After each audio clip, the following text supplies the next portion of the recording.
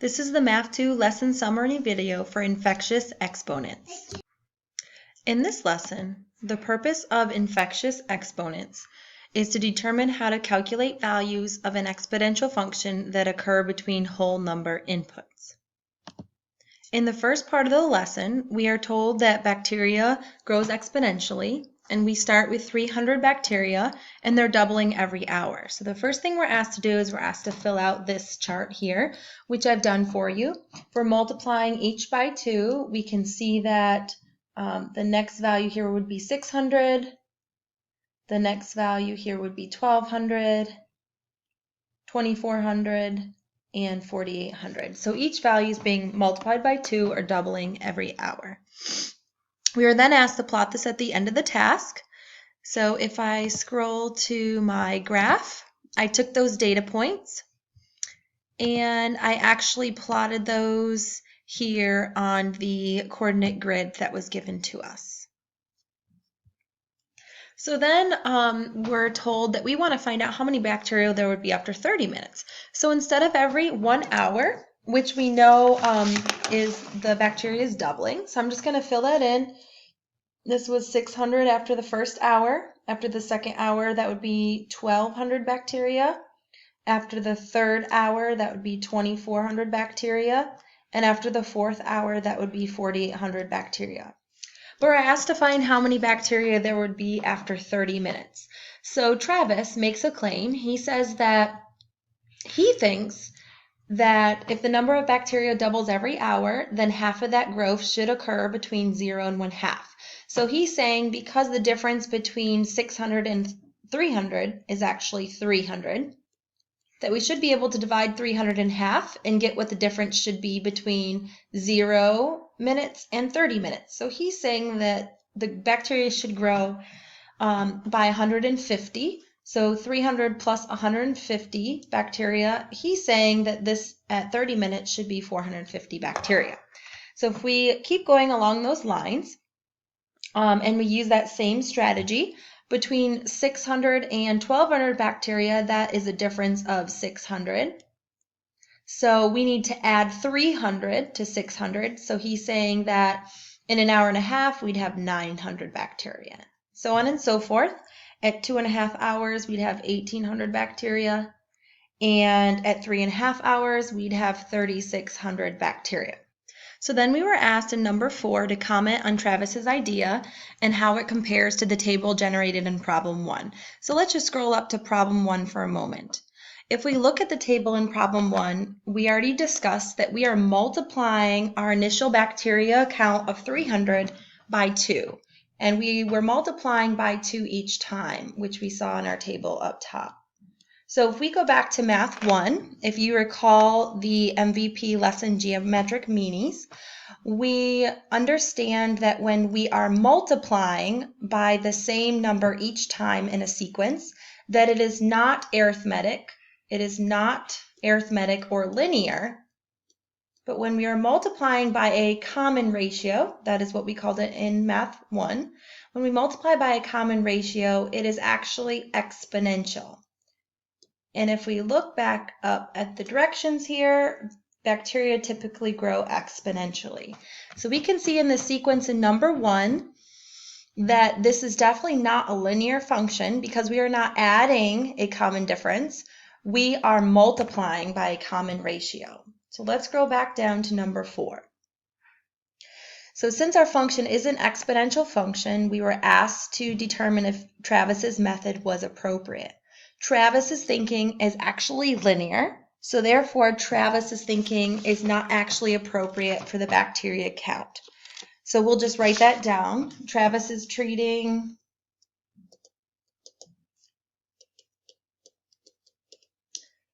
the interval in between whole numbers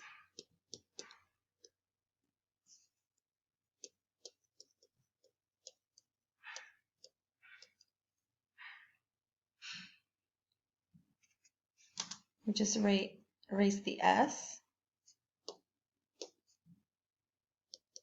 Inputs as if f of x is a linear function. And we know for certain that it's not a linear function because we are multiplying by a common ratio, not adding by a common difference. So then we moved on to number 5, and we read that Miriam suggests that we fill in the table using her strategy. So she noticed that the number of bacteria increases by the same factor of 2, which we've just discussed from problem number 1 on the previous page. To Miriam, it seems that the function should probably still increase by a common factor because it is a geometric sequence over each half interval. So in number 5, we were asked to try and find what that common factor would be.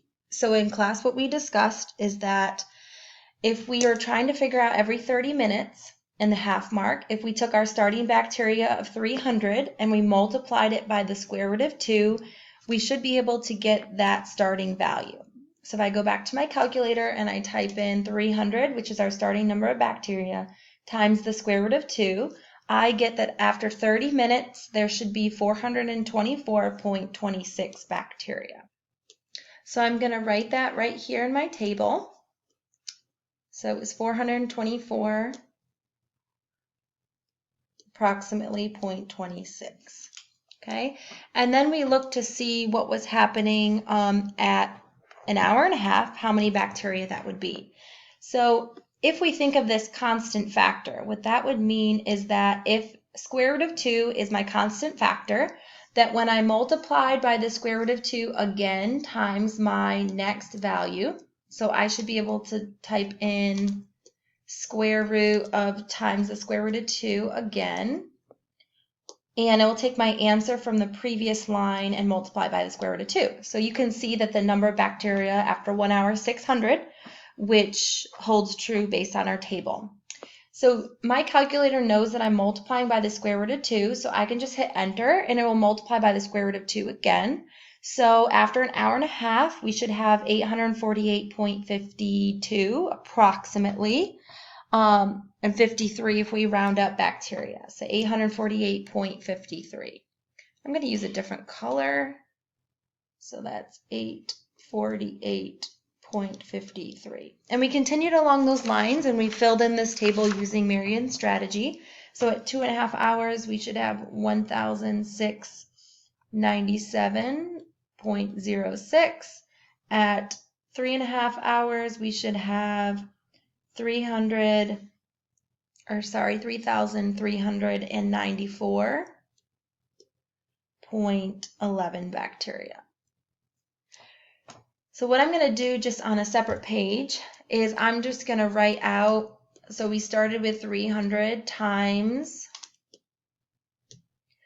the square root of 2, and then we did 300, and of course the index is 2, times the square root of 2, times the square root of 2. So 300 times the square root of 2 gave us that 424.26 bacteria. And then when we multiplied that by itself twice, we got 600. And if we keep going, we can multiply that 3 times, square root of 2 times itself 3 times, and we should get 848.53. And I can keep going on that. I start with 300 bacteria, and I'm going to add another square root of 2, which would then yield 1,200 bacteria. So this pattern keeps going along just as so. So you're going to multiply by that common ratio, and because it's every half an hour, we're just adding that square root of 2 each time. In the last part of number 5, it does ask us to plot Miriam's data on the graph at the end of this task. So if I go back to this graph, you can see that the blue dotted line is actually Travis's thinking, his linear thinking about the bacteria, and the green line, the curve, is actually Miriam's thinking about the data. In number 6, we were asked what if Miriam wanted to find the number of bacteria for every 1/3 of an hour, And how many minutes would this be? So we already know at every hour we're going to double the amount of bacteria. So I've already filled that in. And the next thing is then to figure out, we're starting with 300 and we need to find that constant multiplier. So of course we can use the calculator. Some students did guess and check, but this value would be times the cube root of 2. So if I come to my calculator, you can see that 300 times the cube root of 2 would yield 377.97 bacteria. So we've added that to our chart. And then after 2/3 of an hour, we would multiply that value by the same constant ratio or multiplier. So again, that would be times the cube root of 2. And that would give us 476.22 bacteria. So I'm going to add that to my table and try and squeeze it in here because I'm running low on space. So 476.22. We already know at the 1 hour mark we would have 600 bacteria, but just to show you now, I can hit enter on my calculator and it should multiply by that same common ratio.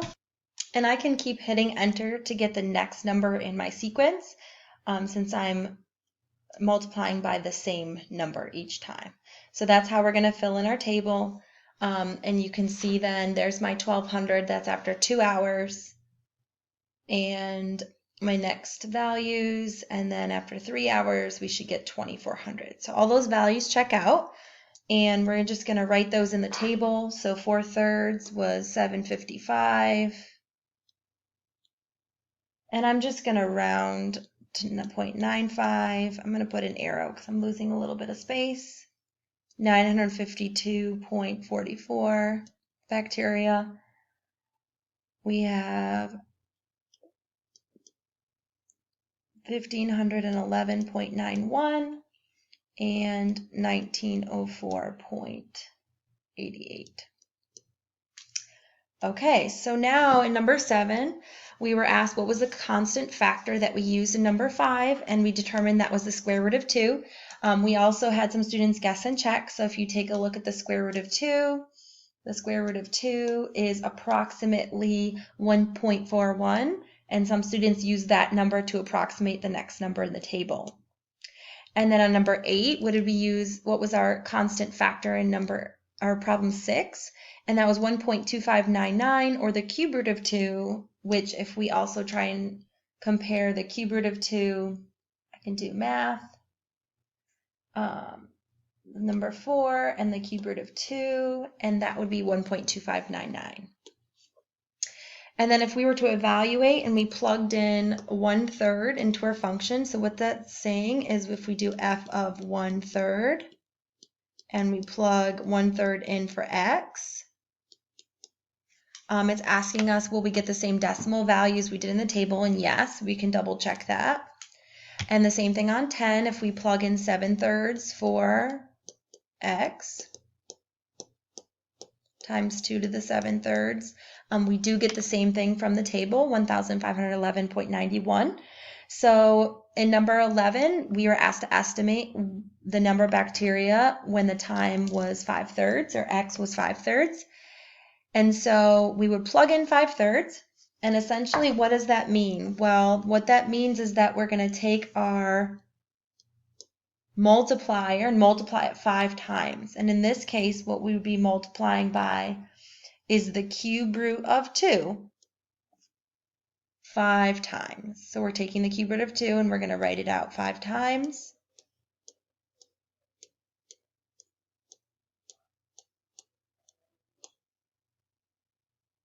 And that would estimate the number of bacteria when x was 5/3.